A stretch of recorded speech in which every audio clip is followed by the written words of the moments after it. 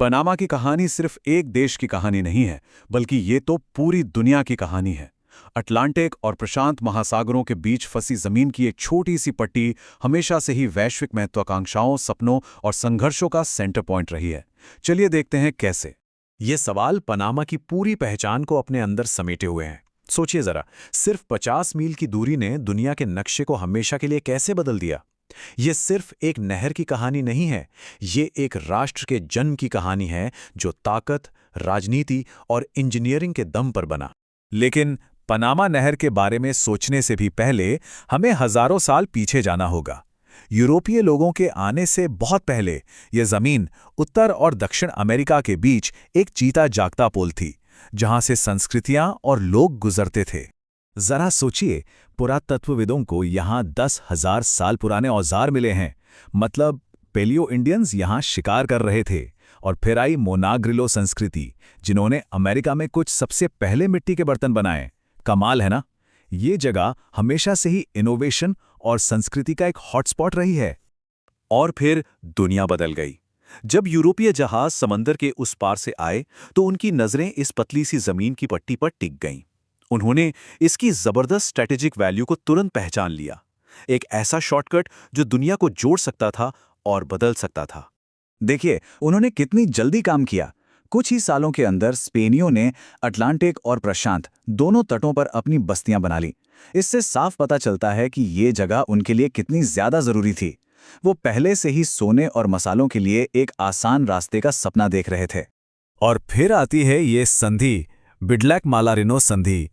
ये इतिहास में एक बहुत बड़ा टर्निंग पॉइंट था।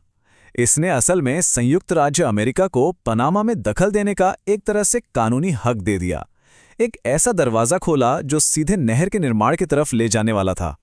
और अब हम कहानी के उस हिस्से पर आते हैं जहां अमेरिकी एम्बिशंस ने, आप कह सकते हैं, सब कुछ बदल दिया। ये वो पल है जब पनामा नहर का आइडिया सिर्फ एक आइडिया नहीं रहा, बल्कि एक देश बनाने की ताकत बन गया। तो सीन कुछ ऐसा था, अमेरिका नहर बनाना चाहता था, पर कोलंबिया, जिसके कंट्रोल में उस समय पनामा था, वो इस डील से खुश नहीं था। उन्हें लगा कि अमेरिका बहुत कम पैसे दे रहा है। सीधी सी बात है, वो और पैसा चाहते थे। $10 मिलियन। सुनने में बहुत बड़ी रकम लगती है ना? और उस समय के हिसाब से थी भी। पर सवाल ये है कि क्या ये एक देश के सबसे कीमती हिस्से के लिए काफी थी? और इसके साथ $2.5 लाख का सालाना किराया।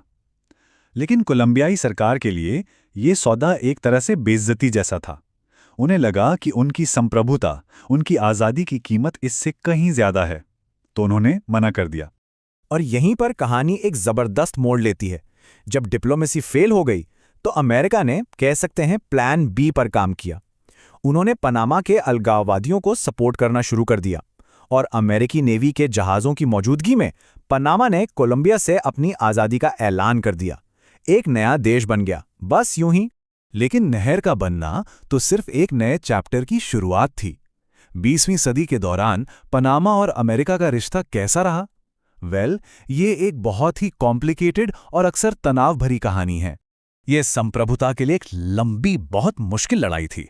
1964 में पनामा के स्टूडेंट्स ने सिर्फ अपना झंडा फहराने के अधिकार के लिए अपनी जान तक दे दी। ये संघर्ष दशकों तक चला और आखिरकार 1999 में जाकर खत्म हुआ, जब नहर पूरी तरह पनामा को वापस मिली।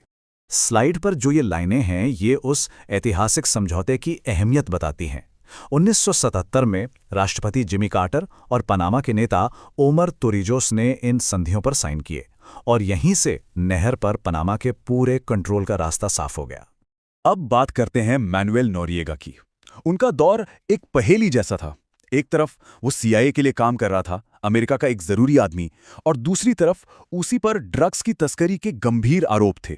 ये एक बहुत ही खतरनाक डबल गेम था जो ज्यादा दिन नहीं चल सका। आखिरकार ये तनाव अपने चरम पर पहुंच गया। अमेरिका ने एक हमला शुरू किया जिसे उन्होंने बड़ा ही विडंबना भरा नाम दिया, ऑपरेशन जस्ट कॉज। इस मिलिट्री एक्शन ने नोरिएगा को सत्ता से हटा दिया और पनामा के इतिहास को हमेशा के लिए बदलकर रख दिया। उस हमले की राख से एक नए पनामा का जन्म हुआ। यह अपनी पहचान को फिर से बनाने और एक मजबूत लोकतंत्र की नींव रखने की एक लंबी और मुश्किल यात्रा की शुरुआत थी। ये सिर्फ कुछ पॉइंट्स नहीं हैं, ये एक राष्ट्र की आत्मा के लिए जीत हैं। सोचिए, सेना को खत्म करके एक civilian police force banana, regular, free and fair elections और आखिर में 31 दिसंबर 1999 को वो पल जिसका पनामा ने एक सदी से इंतजार किया था, नहर पर पूरा 100% कंट्रोल। और इसी के साथ हम आज के पनामा पर आते हैं, एक ऐसा देश जिसकी पूरी पहचान नहर के इर्द गिर्द बनी। अब जब नहर पूरी तरह से उनकी है और लोकतंत्र भी मजबूत हो चुका है, तो सवाल ये उठता है, आगे क्या? दुनिया के मंच पर पनामा की अगली पहचान क्या होगी?